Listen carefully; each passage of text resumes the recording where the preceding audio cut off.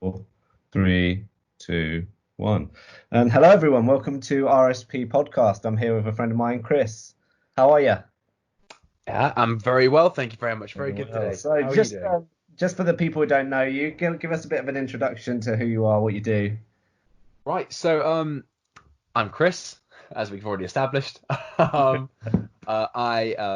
love traveling. It's that's my thing, hiking specifically. But I am a single dad, so I've come up with my own term called weekend backpacking because I can't go away for months on end. So I have prolonged weekends. That's me really. I run a podcast as well called Between the Mountains. And yeah, not much else to say without going too deep. And so this is how we actually met, is that we met through Chris started his podcast and then I went on it and then we got chatting and then so we've just kind of kept it going since then. I think we have You did some very good episodes, actually. Sorry? You did some very good episodes, actually. Yeah, thank you. Yeah, so if you want to check that out, that's on the Between the Mountains on Spotify. But today I'm going to be interviewing Chris, so the roles are reversed. And so I've got a few pictures. So Chris, you sent me a few pictures here. So they'll be on the Instagram account or Facebook if you are listening on Spotify. If not, they should be appearing on YouTube now. But go on, let's walk us through. What's this first picture? So are you looking at the airsoft picture Yes, with the one five I'm looking at. So this is five what fully you grown men with toy guns? Yeah. So this is an event I do yearly called the National Airsoft Festival, and it's an interesting one to start off with because it is a festival. It is an event which isn't really travel, but we've done it. Well, I've nearly done it yearly for 10 years. The team I'm a part of have done it yearly for 10 years. And it's not just a local blokes sort of 200 a side thing. It attracts people from all over Europe to this one spot in the UK. And it's 2,000 people across 3 players, across 150 acres of wood. And so during the Saturday and the Sunday of the weekend, the long weekend on every August bank holiday, you're in the woods shooting other grown men with toy guns. Sounds awesome. Yeah, but it's incredible because the community that comes together, everyone comes together with this love, and it's people you just would not be friends with, or you would be friends with outside of the event. But everyone comes together, and you get some people. Yeah, some people just don't even go out on the day. Some people turn up, they set up a bonfire, raised obviously off the ground, set up their tent, and they'll just be like sort of saying hello to people as they go past and just drinking all day long. Oh wow! And there's a pub quiz, live music. It's an incredible event. It's escapism. Yeah. Oh, that's cool. So you get people from all over Europe and doing it as well. So like, is it big? So this is something which is big all over Europe. Like, does it happen in other European countries? Big festivals like this? Have you been to any? Not that I've seen in Europe. I know America is quite big. Yeah, I sort of thought so. So yeah. I've seen one that's epic. It's like a completely built, or maybe, and we know how big the American military is. It might be a disused base, because I fully believe that they just give something up like that as well in America. You can, do you know what I mean? It's not making it dead. But I know America's quite big on doing it. But in Europe, this is the biggest event, and that's why you get people from Belgium, Netherlands, Germany, France, Spain. Yeah. Oh, that is really cool. That is really cool. That sounds like a fun thing to be a part of as well. It's good. Like, you make friends from all over the world, like you say. Yeah. Awesome. Yeah. That's cool. And so, second picture here, of course, I recognize it, is the Roman Colosseum in Rome. Go on, talk me through this. Go on. Why did you send me this picture as one of your favorites? So I was stuck between this picture and a picture from Edinburgh. Basically, I was with a woman, and we're now friends because she's gone traveling as previously planned before we met. But it was a super special holiday. Edinburgh was more sort of pack a bag and go. We could have done it on a suitcase. The special thing about Italy is it's, along with Edinburgh, Rome and Edinburgh are the most beautiful cities I've ever been to. They're just so amazing. And what's nice about the picture of Rome is it represents a whole holiday where we did backpack for nearly 2 weeks. So a very short itinerary, but we flew into Naples. We went to Pompeii. We tried to go to Vesuvius, but I think we are being a bit unrealistic with our timings. it was the end of the day. The sun was starting to set. And we were like, right, can we go? Can we go to Vesuvius? Can we Yeah, have a bit? it's like 2-3 hours outside of Rome, right? The, yeah, by car, but we flew into Naples, so it was going to Oh, be I see. much closer. You could see it from Naples. Yeah, Then we yeah. got the train to Rome, and that's where I saw the Colosseum for the first time, and it's incredible. It's Yeah. much bigger than you think it is, even It on really looking is, at isn't it? photos. No, I can vouch. I have seen it as well, and I mean, I Yeah. remember it was the same the first time I saw it. It was like we were out drinking in Rome. I was on a university trip, but we were out drinking with the lecturers, of course. And we just came out of the metro station. We were just walking, and this guy who had really bad eyes, he'd forgotten his glasses. He was like, "Is that a Colosseum over there?" And like you just look up, and then you're like, "Oh crap! How did we miss that?" And you're like, "Yeah, well, I guess we should obviously turn back and go have a look at that." And yeah, like you say, it's an impressive structure, isn't it? Yeah, yeah, it really, really is. We spent sunset there, and then while it was still light, we walked around Rome, sort of checked out some more areas, and we stayed there 2 nights. And then we went to Itri, which is, if you imagine Rome and Naples north and south of each other, slap bang in the middle in the complete Italian countryside is Itri. And we stayed in this very small hotel with an infinity pool that looked down the valley to the sea, with some small mountains next to us, and it was just gorgeous. And then after 4 nights of just bliss and relaxing, by the way, did I mention it was a heat wave in Rome in July? So if you can Oh, imagine how hot it was, yeah, I and mean, we I can went back to Rome imagine. for the one night. Yeah, I can imagine. What's that like? Must have been like 50 odd degrees. It gets like really hot there, like normally. It gets like 45 on an average summer, if I'm right. So Well, it it must. was low 40s the day that we realized we were running late for the train, and I ran with my backpack on to the bag storage, Mm. loaded up her backpack, my backpack, and then my day pack, and then sprinted back to the station to go and meet her, and I was drenched with Yeah, sweat. that's nuts. That's horrible, isn't it? There's nothing worse because you're panicking as well, then, aren't you? Which makes you sweat even more. Yeah. I felt like I was like focused. You know, when you use every single Tom Cruise movie, there's a picture of him sprinting. I felt Yeah, like I got that mode. I got on Tom Cruise mode to yeah, get to the yeah. bag store. Put your head down and just sprint. Yeah. Yeah, But I love another place in Rome I love just opposite is Palatine Hill, which is just opposite. Obviously, you're looking at the Victor Emmanuel Monument on one side, the Roman Forum, and then yeah, there's the Colosseum on one side. I think I was up there for sunset.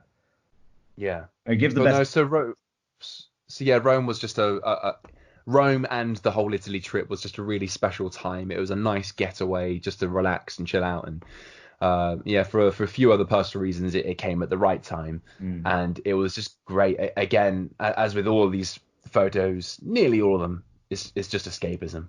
yeah. Yeah, Yeah, and that's the beauty of travel, isn't it? You escape your everyday life to be a stranger absolutely, somewhere else, and that's the beauty of it. absolutely. Yeah. So picture number 3, where is this? So up a mountain? So what are we looking at? Are we looking at The a skiing car or two photo. people? Oh, skiing one. The God, skiing I, photo with, I like mountains, don't I? yeah, the skiing one with 2 people at the top. Yeah. So this is before I knew I was bitten by the travel bug, and I think thinking back to my early life, I always had a certain amount of adventure about me, but at the same time, I was always one to stay within my fear, I think. So I if I think was easy a bit, easy to. yeah, Mm. not quite Diary of a Wimpy Kid, um, but certainly there was nothing around me that taught me to push myself and push my limits. That's all been self-found within me and my own sort of Mm. path and research. Um, but what I loved about that particular trip was it was in the mountains, and I've just always had a certain just like just I don't There not a is. There's connection. I'm obviously not really that like draw that, to but the mountains. I think there's everybody has something it, about the and mountains. it's the quiet. Yeah. But where is it? Where actually is this photo taken? So it's in Niederau in Austria, Austria. and Okay, I nice. distinctly remember one. So there's two things that stood out to me about that particular trip. I distinctly remember looking purposefully for the highest point Mm. at the resort we were at, and that was just over 2,000 meters. Um, and I took a naked photo at the top, which was funny. The ski lift operator was a bit confused. I don't know. It was very cold. I wouldn't have scared much away, I don't think. Um, looking back, I think I've always had that in me, to that certain adventure in me. But also, we went to this bar one night. So it was a family trip. It was my mum's partner, my brother, and me. And we went to this bar, and it was a small room, just a small room, and it was a hexagon bar. I'm pretty sure if there was a door, they didn't use it. The bar staff were climbing over the bar to get behind it. And about 3/4 of the way through the night, they just played this song. I don't know if anyone's familiar with what MIDI is, but when you're playing like old video games and you can hear like saxophone, but it's absolutely a computer making a saxophone noise. That's the kind of sound MIDI is. Okay. Computer. And they played generated instruments. Yeah, basically, yeah. But not quite high quality like today's synthesizer and keyboards. Yeah. And this backing track just suddenly came on, and the 3 bar staff picked up. One had a trombone, one had a saxophone, and the other one had I think it was a horn. I don't remember the third one. But they just started playing along to this song, and then they just made everyone get down low. Everyone was behind the hexagon bar. You couldn't see the staff. They couldn't see you. Everyone was really low. And this little MIDI, whoever recorded it on the keyboards, just going mental on the saxophone, like slowly going up, building up, building up, building up, building up, building up. And they stand up and they go bum, bum, bum, bum, bum with the horns. And everyone jumps up and starts like dancing. And they did that about 3 different times. So, yeah, I think it was my first, except for another time that wasn't innocent in the photos, except for when I was in Utah and I remember running endlessly into the salt plains with my friend. That was my first, I think, a sense of culture, enjoying myself and adventure.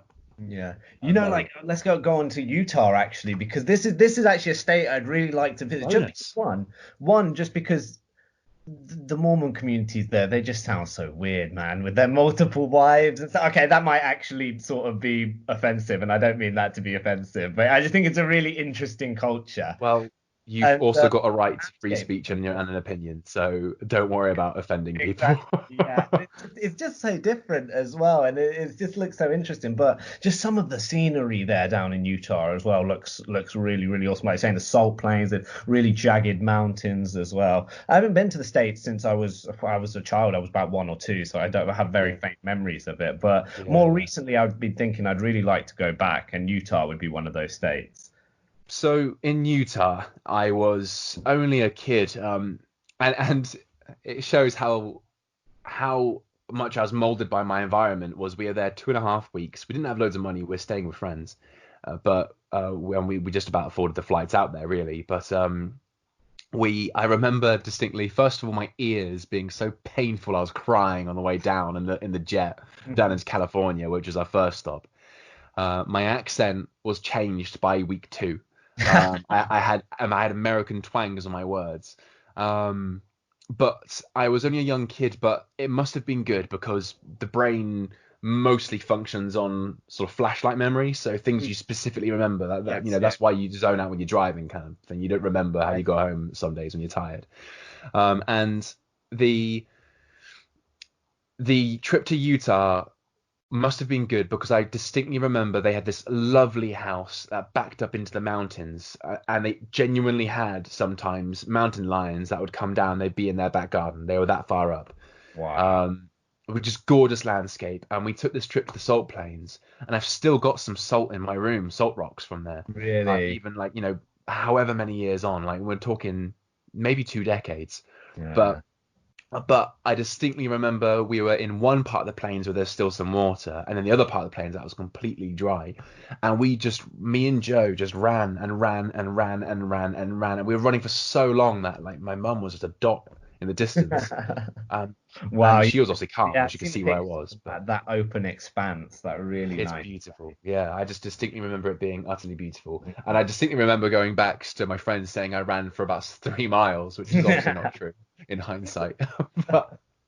But But yeah. still, like that's a cool memory as well. And like you say, it's memories like that instill like sort of this passion for travel that you have it ever since I was a kid. Like same like some of my earliest, actually one of my earliest memories is being really sick on an aeroplane in in America. Actually, me and my mother being really ill on the way back from Hawaii. But I also have other memories where I was because my family come from India. I spent time over in the villages in India, and then there were just it's just memories that you always remember, and you can't really reflect on how much they've influenced you until you're much older. You don't Yeah, for sure. those memories don't seem as important until you're much older, and it's kind of you've seen the impact it's had on the way you think and the way you act. Yeah, for sure, for sure. And if you think that's the case, like I mentioned at the beginning, I'm a single dad, and I am now doing things, and I say stuff, and I'm like, I am my mother. Yeah, yeah. And My mother keeps telling me it's- she gets so angry. She says, "Stop it! You're turning into your dad." And I was like, "Oh God, no, I am, right?" yeah, I mean, and it's little things like, we live in the countryside, not the full-on proper like mansion countryside, but a 5-minute walk away from just open fields and hills.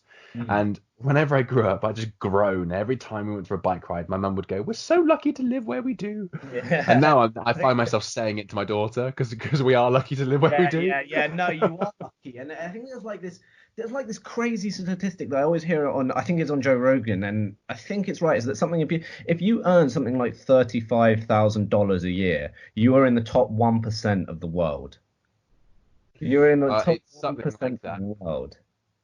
Like Yeah, that is, something I like mean, that is a crazy statistic, and like that's one thing as well you get from travel is you do realize how lucky you are to live in England, and like we are, you do really lucky at, and I know people who like they hate I hate England, I hate it so much, and I think you have no idea how good you've got it here. that. You really have no idea. I mean, don't get me wrong. There's many things I disagree with, Of but we course, yes, cannot of course. I deny mean, that we England have has problems. beautiful nature and we have a free healthcare system, Mm. and we don't get beaten up by the police, and there aren't school shootings. No. Even in some place like America, where you also think, oh wow, land of the free, but then I wouldn't feel comfortable sending my kid to school there in Yeah, some well, here states. we go. I mean, something last month was the first time there wasn't a school shooting in like In 8 March. years. I think it was March. It Yeah, was the it first was March in in however many 18 years that there years. wasn't a school shooting. Yeah.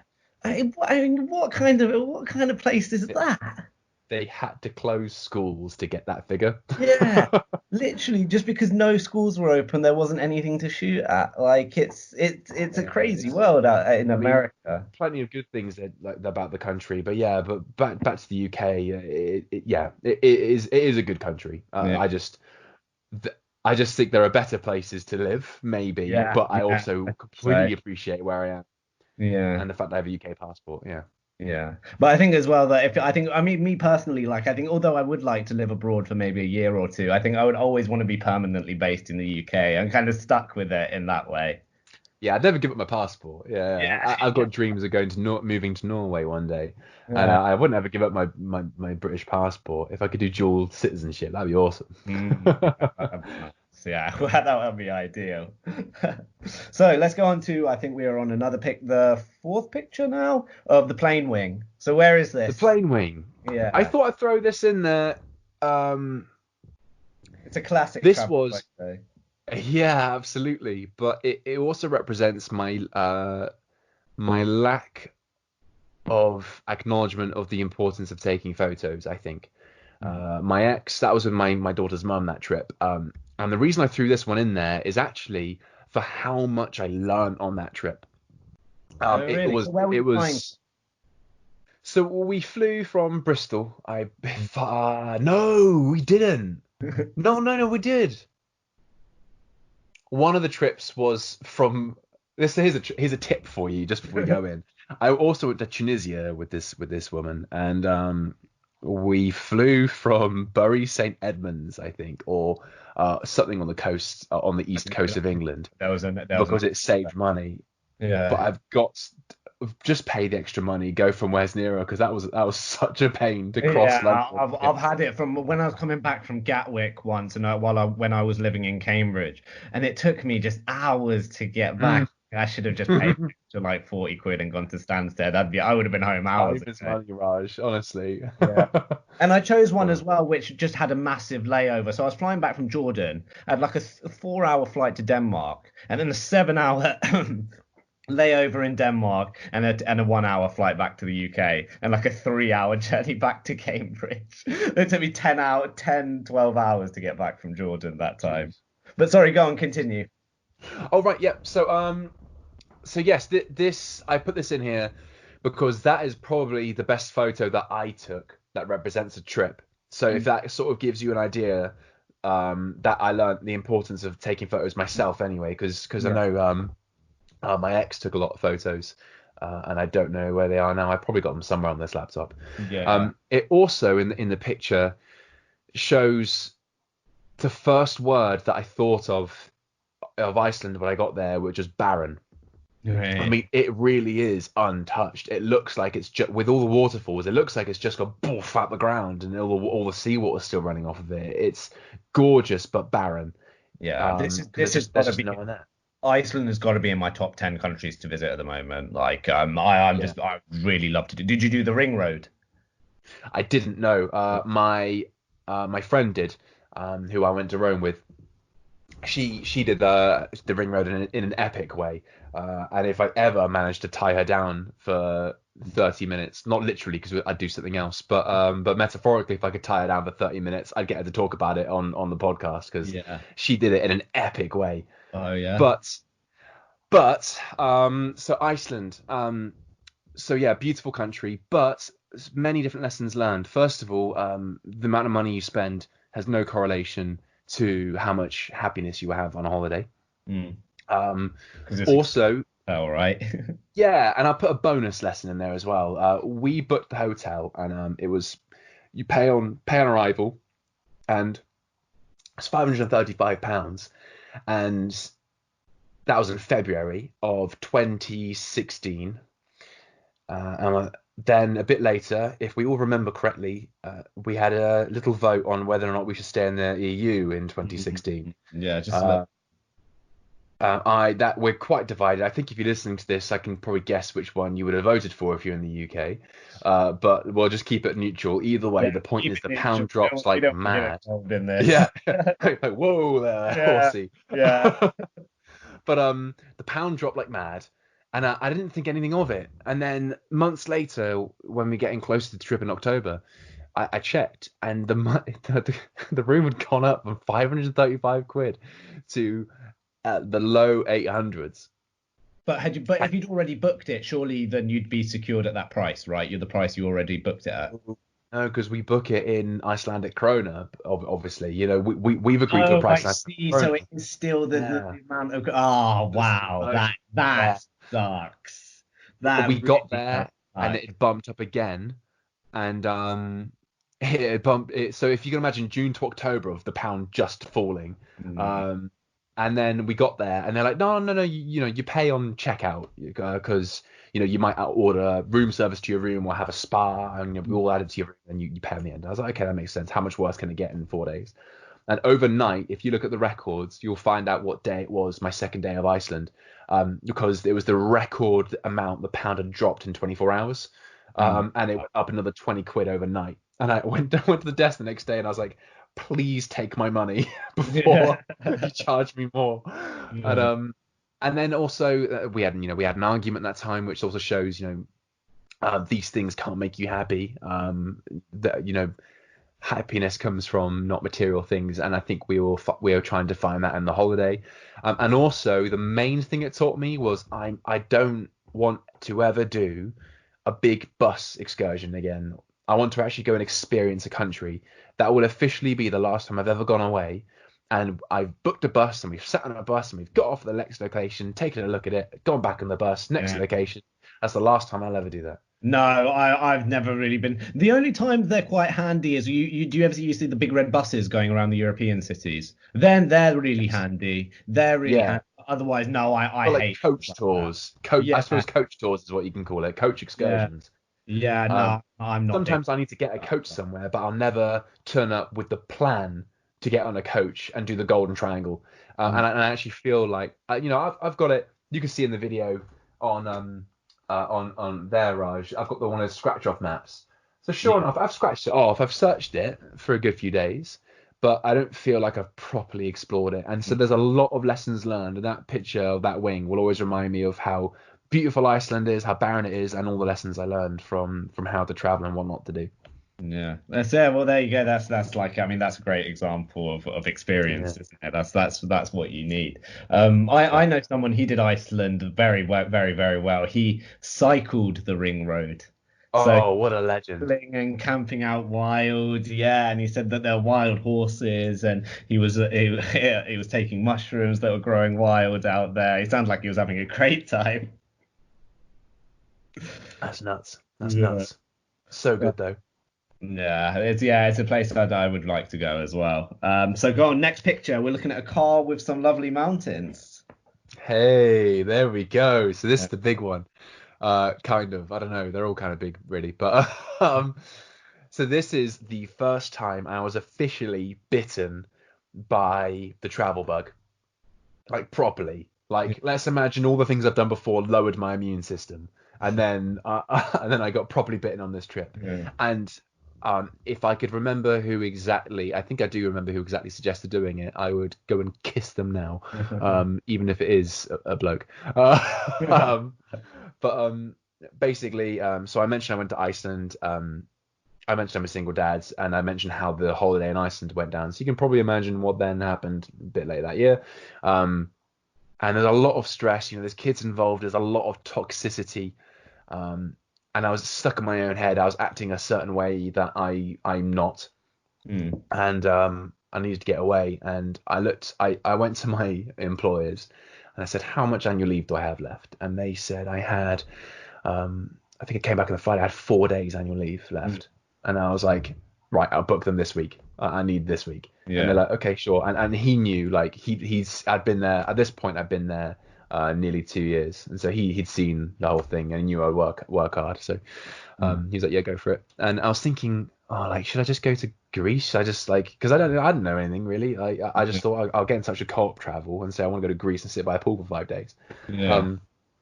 And someone else, and at the time I had a nice car, which you'll see in the picture. I think it's nice anyway. And it's a Toyota GT86 with some modifications. And someone said, "Well, why don't you just go for a drive in your car?" And I was like, "Yeah, all right, I'll have a think about that." And so I did some researching on where to go, and I planned out a few routes. And this is all the beginning. This was all the beginning. I found myself Googling, top 10 European roads. And I thought, okay, well, I could probably get to Switzerland at this time. So I was Googling top 10 Swiss roads and stuff like that. And I basically, each day after work, I'd get home and I'd plan a day of the trip. And I left the Sunday night.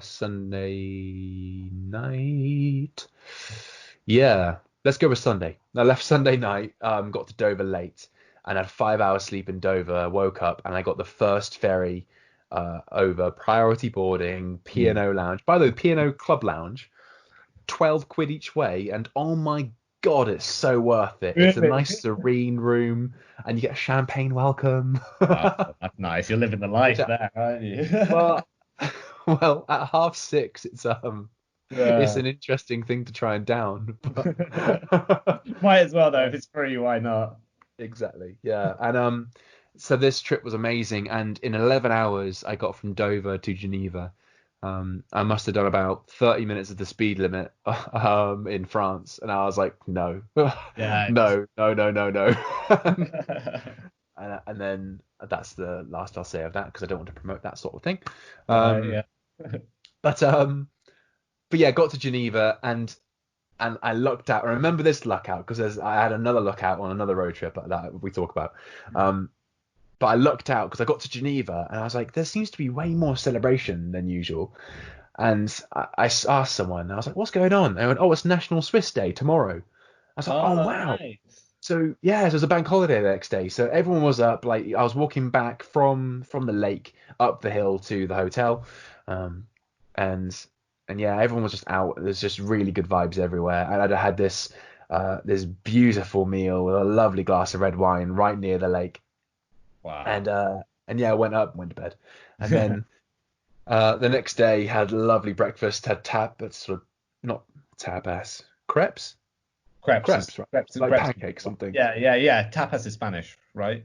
Yeah. Yeah. Okay, yeah, I thought so. Yeah, yeah, it's crepes. Great one, as we are. With the little upside down arrow above one of the letters. Yeah, crepes, and that was amazing. I distinctly remember looking at the weather, and it was like 28 degrees at 10:30 in the morning, and I was just sat with a nice coffee and the crepes.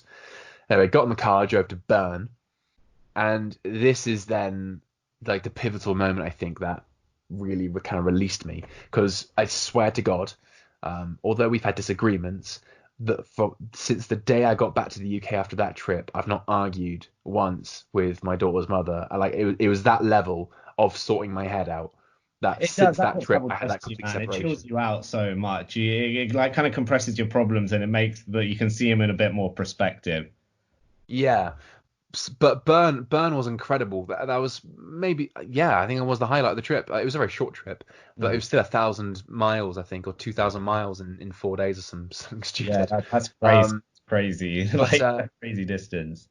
Yeah, but in Bern, I got to the hotel, went over the bridge, had some lunch, got back in my car, and I drove to the Furka Pass, Furka Pass, and then on to the St. Gothard's Pass.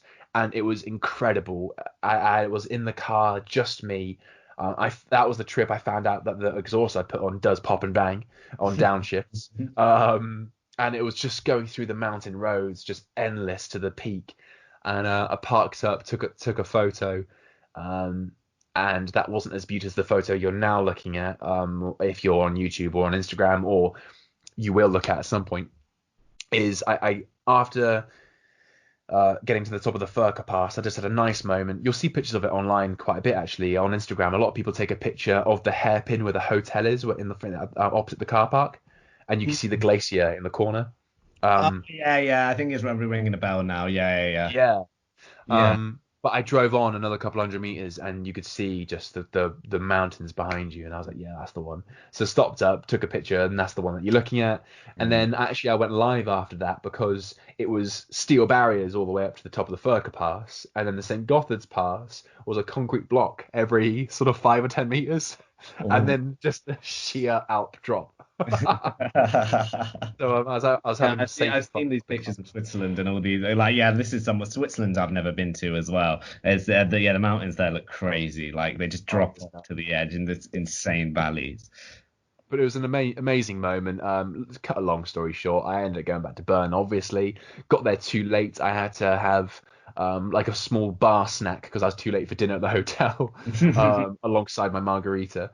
Not margarita. I've been watching too much Max Tuning on YouTube. Mojito. Nice. That's a and good then I went drink that. Yeah.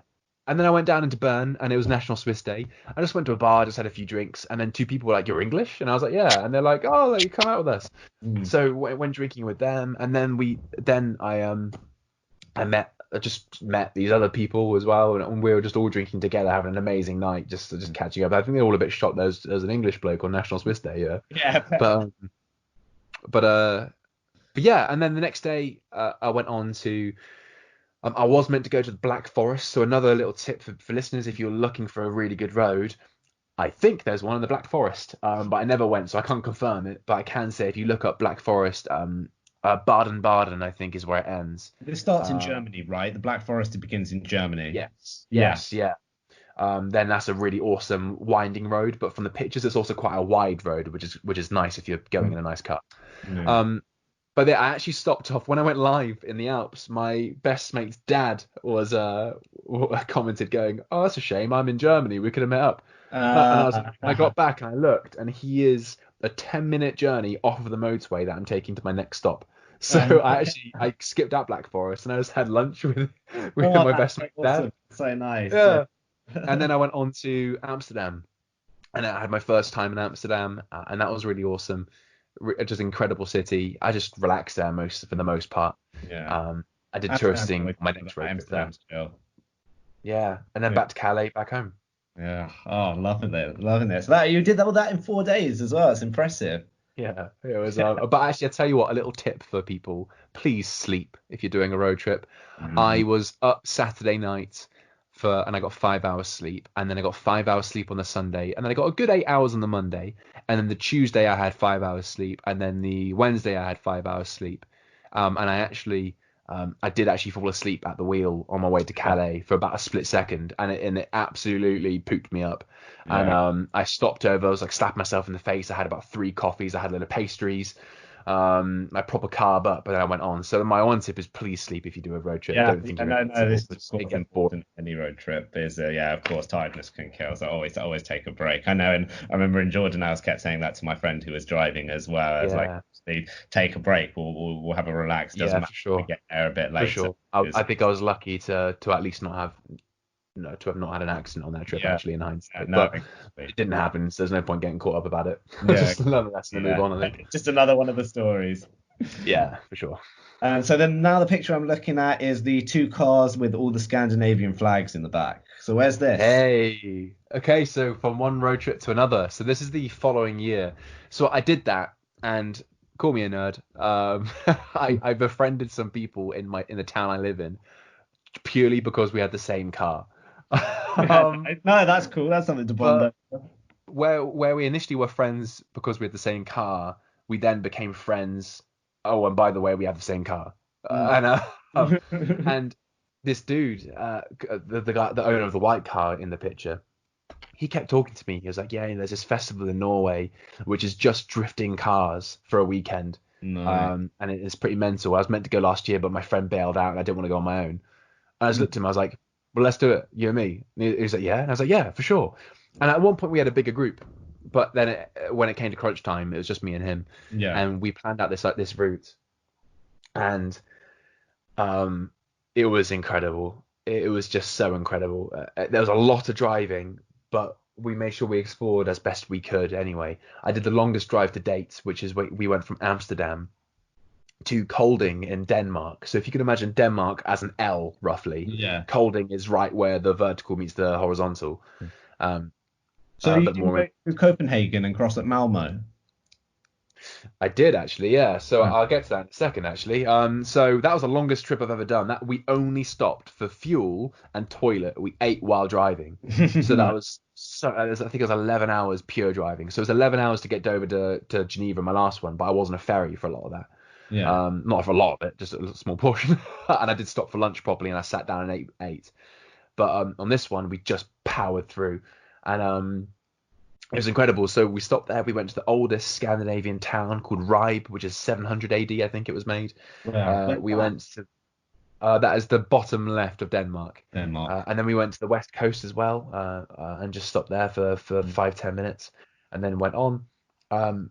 Kolding was amazing as we arrived. Denmark, and generally speaking, the Scandinavian countries have quite strict rules on cars. So Mm. we rocked up, and our cars aren't quiet. And we rocked up, and the owner, like, or a worker from the hotel, came straight out, and I was like, "Oh God, here we go." So got out, shut the door, and he went, "Wow!" And I was like, "What?" And he was, "Look at these," and I was like, "What?" And he was like, "Are these your cars?" And we were like, "Yeah." and, and he's like, "But basically, the taxation laws and the way they price things there, you have to earn a lot of money to have the cars we had that were fine in the UK." Interesting. Interesting. I Yeah, didn't so know and, this. and he was Yeah. looking at all the modifications. Like he asked us to rev it. It was funny in this really quiet town of Kolding in Denmark. But yeah, then he went up to Aalborg to see his uncle, and I actually went across to Copenhagen, but I left late, so I had the best hour power walk around Copenhagen. Yeah, I Um, like Copenhagen. Copenhagen's it's a really beautiful nice, town. It's actually. Yeah, really nice. yeah. Um, and I saw a little paddle boat called the Friendship that two people had Oh, hired I out. saw that. I might have seen that. Was that near? Did you check out Freetown Christiania? Oh, that's over my head. I was there for an hour. I just powered. I might have a picture of it here, Yeah, but I don't right. know the name of it.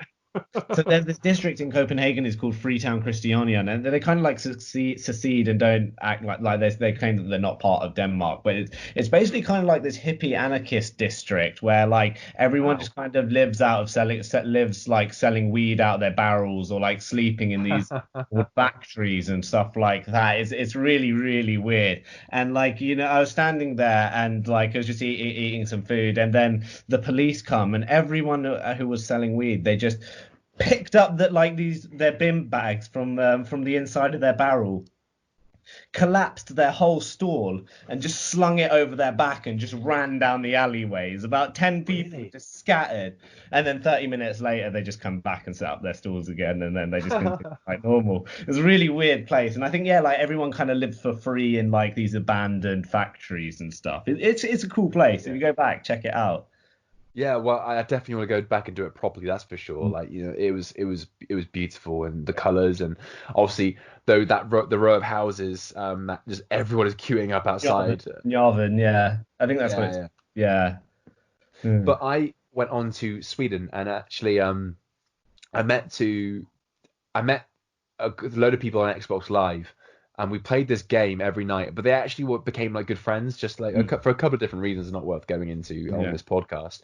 But they became good friends, and I messaged them saying, "Listen, I'm doing a road trip to Norway. Like, do you want to meet up in Sweden?" And they're like, "Screw that! Why don't you come stay in Sweden?" And I was like, "Well, all right then." Yeah. And honestly, on that trip, I left a portion of my heart somewhere in Sweden or Norway, and I'm not quite sure where. But Sweden was incredible, and I think this will speak to a lot of people listening. When I got into Sweden, I went through this flipping long tunnel, and also you can like my car, yeah, man, Yeah. it was amazing, and you come flying out the tunnel and straight onto a massive bridge, and it was gorgeous. Yeah, I this is the stopped. bridge which connects Malmo and Copenhagen, right? Yes, exactly. Yeah. Yes, yes. And I get over to the border. So at this point, it's just me traveling now. My mate isn't following me, or I'm not following him. He's gone up to see his uncle at the top of Mm. Denmark to get a ferry over. And I remember getting through Sweden, the border, and I was driving up, and I was surrounded by these just coniferous trees and just lakes everywhere. And I actually like had a little cry of happiness, like not like boo hoo, but like I was just smiling so much with a couple Yeah, of tears yeah. getting on my face. And I think perhaps a lot of people can connect with that. I was just thinking, like, I'm free right now. Like, Yeah, it's such maybe a good not thing. I forever. had that in Scandinavia as well. I had it up in northern Finland as well when I saw the northern lights. And it was just in this dark forest. There was no light Yeah, except the lights from the northern lights shining down. yeah, You could see all the stars and everything. And you're like, yeah, this is yeah, this is true freedom, isn't it? This is what yeah. it is. Yeah, it was nuts. And then yeah, went through Sweden, stopped at Lidköping, which is a lovely town next to the biggest lake in Europe, I think. Because the Black Sea, although landlocked, is actually a sea, isn't it? So yeah, it's the biggest lake in Europe. Yeah. Um, It does no, uh, yeah, because I know like the largest lake in the world is like Baikal in Russia, but I think that's in the Asian that's over the other side of the Ural Mountains. So I think that counts as Asia. So yeah, I think you're right. yeah, yeah. Looking at the It's just map over that I've Mongolia, got on my room, it's the only just one I can see Mongolia. from a map. Yeah. Um, but yeah, it's huge anyway. Mm. And and that was amazing. Now remember back to my first one, I lucked out that Switzerland was a national Swiss day. Okay. This day I arrived at Lidköping, I lucked out because it's the start, which is the biggest night apparently, of a 3-day festival where they completely lock down the town, Mm. and everyone comes from all over the country, I think, with their muscle cars, and all they do is park up on the sides of the roads, and they have a continuous parade. Apparently the first day all the men drive, and then days 2 and 3 they're all drinking, so the wife drive the cars, and they just endlessly drive around this town. And honestly, I think there were I 100% believe that there were more muscle cars in this one town than the entirety of the UK and more, I think. It was Probably. nuts. Probably. It was nuts, and it was really great, especially being I had a car. I was there to go to a car festival. It was an amazing thing to experience. Mm. And the next day, I went into Norway, and I was there for the festival, and I met more friends. I met a guy I'm doing a Norway road trip with later this year. I met some Swedish friends who I practiced my Swedish with, Mm. and I'm going to go see them although BA just cancelled my flight 2 days ago, so I need to reorganize that now. Sorry, but yeah, I think you kind of expected Sweden it. isn't going anywhere anytime soon, so Yeah, I don't think so for a while. And this festival was amazing, and the one thing actually that sparked the most is interesting to see. In the UK, it seems that if we don't follow the rules, they put their foot down and they go, no, follow the rules. Yeah. Whereas in Norway, you can just that culture, I feel, of just being forward thinking really came out, because the day one of that festival, we left a mess. Really? There were just no bins anywhere, and everyone, well, not me, but everyone else was just dropping on the floor. Yeah. And we then went to sleep, and we woke up, and it's like they listened to us. They went, all right, fair play.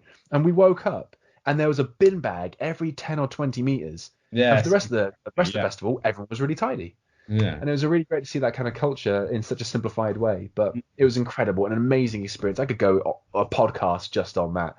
But yeah, the picture of Denmark was great. It was such a beautiful photo, I think, and really personified getting to the start of the countries I hadn't been to ever before. And just, it was within an hour of ending that super long trip. So yeah, no, that does sound awesome as well. And Norway is a country I'd also really like to check out. I really wholeheartedly recommend it. He cycled from the north to the bottom, actually. I think north to bottom, cycled it as well. So that's incredible. That must have been the best thing he's ever done in his life. Honestly, yeah. Norway isn't always. Yeah, I've been back before, and I've got more booked. So yeah, hopefully I'll be able to get there one day soon. But and then this last picture. So here we are. It looks like a snowy mountain summit. Where are we?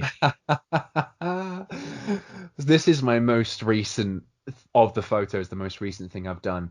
So if you zoom in on the photos, you will see my friend Dan and I. I've known Dan since I was 2.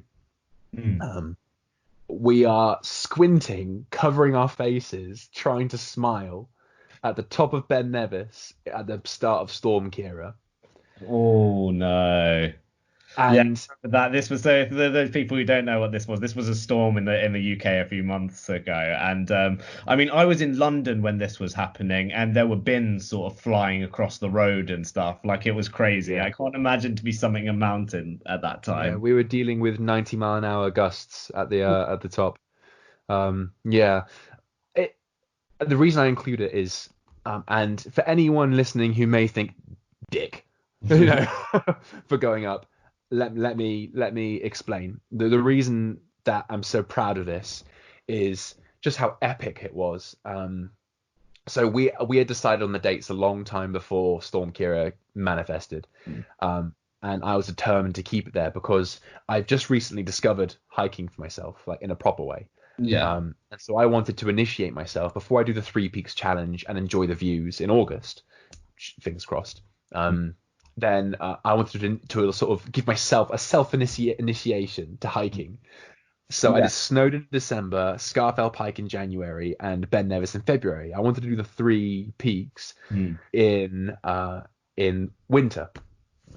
And good challenge. Yeah, and I'd already been told by someone, don't go in February, there's so much snow, you go in March, at least go in March. I kind of went, okay, I'll consider it. Yeah. And then Storm Kira came in, and it was just such a great way of being proud, everything coming together.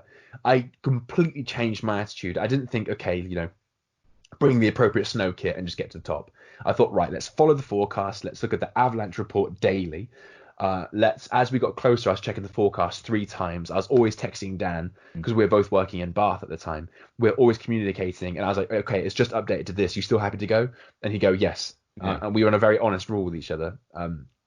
So we did all that. I packed a first aid kit. We both had dry clothes and a dry bag in the bag. We had a full-on proper winter kit. We had hats that I can't remember Dan actually, but I had a hat that clipped on the bottom so it wasn't going to fly off. We had spikes, we had poles, we brought food, we brought warm coffee, we had an OS map. 4G, by the way, exists all the way to the summit. So we put so much work and prep into it. We were constantly communicating the whole way up. And people were coming down past us on our way going, oh, I just can't, we got the 1200 meter. Okay, so for people who don't know, Ben Nevis is 1,305 meters. So there were some people going, oh, we got to 1100 meters, we got to 1200 meters, we can't go on anymore, it's too windy. And we look, and Dan and I were just like, well, it's just wind. And I've been through something similar in Scarfell Pike the month before, so I knew it takes a lot of wind to even move me, let alone pick me up and fly me off a mountain. Also, we did the main route. We didn't do the CMD knife edge route. We did the main pony route, the mountain track route. And we kept going. And then I experienced my first whiteout. But again, you just stay calm. And a whiteout only lasts 5 to 10 seconds, really. Just so you can't explain what this is. So a whiteout is when everything is white. You don't know where the floor ends and the air begins. Everything is white around you. There's snow, cloud, and just everything kicking up around you. And you just stay still so you don't wander off the path. Stay still. 5-10 seconds later, it's done. And then we saw 2 people just before the last sort of summit push. We saw 2 people there, and we communicated with them. They were happy, and we thought, why don't we team up as a 4-piece to get to the top? And again, it's the communication. Make sure everyone was okay. Make sure everyone's ready. At this point, Dan's legs are giving in, but he's not going to give up. So we then have a look, and we consult Google Maps. It looks like it's straight up, and we look straight up. And this is the next reason why we continued to carry on, was it was loads of space. There was no steep edges anywhere near where you had to walk. And they literally do you know what a trig point is?